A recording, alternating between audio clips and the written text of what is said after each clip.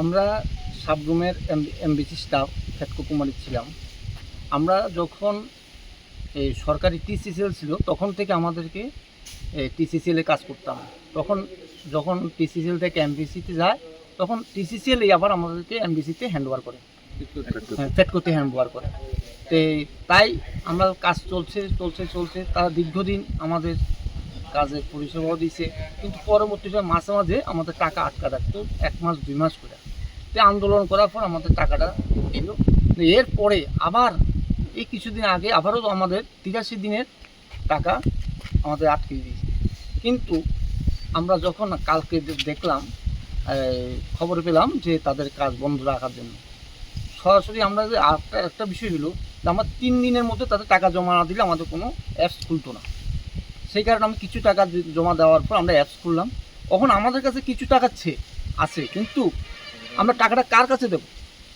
কিন্তু আমাদের lineman staff আমাদেরকে বলছে যে তাদের টাকা দেওয়ার জন্য টাকা আমরা তাদের বেতন নেবে, কিন্তু আমরা কাকে দেবো? তাদের তো পুরো অ্যাপসই বন্ধ, তাদেরকে কাকে দেবো আমরা? কালকে রাত্রে 8টা পর্যন্ত আমাদেরকে তারা বহু হেনস্থা করেছে যে টাকা দেওয়ার জন্য, কিন্তু আমরা টাকা দিচ্ছি না। এবং কি আমরা টিসিসিএলের আমাদের এখন এখানে যে দায়িত্বে আছে ওনার কাছে গেলাম, উনি বলল যে যাতে কোনো টাকাই তাদেরকে দেওয়া না হয়। কিন্তু আমরা এদিকেও আমরা আটকেছি, এদিকেও আটকেছি। যদি আমরা টাকাটা দিয়ে দিতাম তাহলে কিন্তু আমাদের আজকে বড় বিপদ হতো যে আমরা কাকে দিচ্ছি, কেন দিয়েছি। আর তারা একটা সাদা কাগজ। এখন আপনাদের বক্তব্য কি, আপনারা কি চাইছেন? আমাদের বক্তব্য হলো আমাদের টাকার বেতনটা আমরা যেন পাই এবং আবার যাতে আমাদের কাজে নিয়োগ করা হয়। কয় মাসের বেতন? আমাদের 83 দিনের। আচ্ছা, এখন মানে ফিটকোর কাছে আপনারা 83 দিনের বেতন পাবো। আচ্ছা, আর কোন রকমের কোনো পাওনা জানা আছে কিনা তাদের সঙ্গে?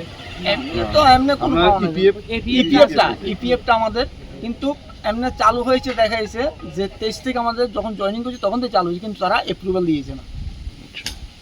আচ্ছা, টিএসএল কর্তৃপক্ষ যে 1 সপ্তাহের মধ্যে তারা আমরাকে ডাকবে এবং তাদের কাজে কাজ করবো। আমরা একই মত আছি। আগে আমরা টিসিসিএল থাকতে কাজ করছি, ভালো পরিষেবা দিয়েছি, ভালো কাজ করছি, টিসিসিএলও ভালো কাজ করছে। মাঝখানে ফ্যাক্টরি আছে কোম্পানিটা, আমরা টিসিসিএল আমরা ফ্যাক্টরির মধ্যে নিযুক্ত করে দিছে। ঠিক আছে, আমার তো একটা পরিবার আছে, পরিজন আছে, সবাই কষ্ট ভোগ করব, এই জন্য টিসিসিএল আমাদেরকে ফ্যাক্টরির হাতে উঠিয়ে দিয়েছে। তো যথাক্রমে আমরা ভালো কাজ করছি, পরিষেবা আছি। মাঝে মাঝে তারা ফ্যাক্টরি কোম্পানিটা আমাদের বেতনটা আটকিয়ে দিয়েছে, এপিএফটা আটকিয়ে দিয়েছে, কিছু ঢুকছে কিছু ঢুকছে না। আমরা সঙ্গে ফ্যাক্টরিটা ভাবতে পারি মতন একটা কাজ করছে, বিশ্বাস হারা গেছে এখান থেকে আমাদের। তখন কইতাছে যে আমরা যে টাকা উঠে আনছি এই টাকাটা দিয়ে দিছি, কিন্তু এখন যদি তাদের সফটওয়্যারে এই টাকাটা না কাটা যায় তা আমরা তো পাবলিকের কাছে যাই, আবার দ্বিতীয়বার ডাবল টাকা হবে, তো আমরা তো হেনস্থা হব। তখন আমি চাইতেছি যাতে টিসিসিএল স্যারেরা ফ্যাক্টর থেকে ওই যে টাকাটা জমা হয়েছে ওই জিনিসটা যাতে অ্যাপ্রুভমেন্ট করে বুঝে নেয়, এটাই আমার অনুরোধ সবার জন্য। আর কিছু বলার আমার নেই।